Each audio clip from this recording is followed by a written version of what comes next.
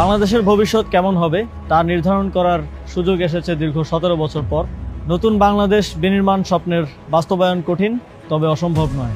যুগ যুগ ধরে চলে আসা বিভাজনের রাজনীতি নয়, প্রতিটি নাগরিকের জন্য জনকল্যাণমুখী রাষ্ট্র প্রতিষ্ঠা, নতুন সামাজিক, রাজনৈতিক ও জিওপলিটিক্যাল বন্দোবস্তের বাস্তবায়ন জরুরি।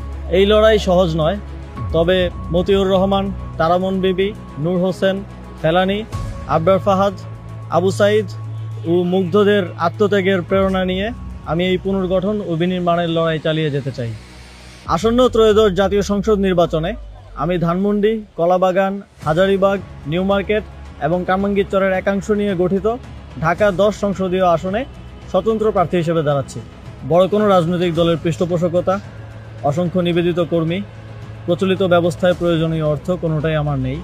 আপনাদের সহযোগিতা, সমর্থনই আমার একমাত্র অবলম্বন এবং আমার দায়বদ্ধতাও থাকবে শুধুমাত্র আপনাদের প্রতি।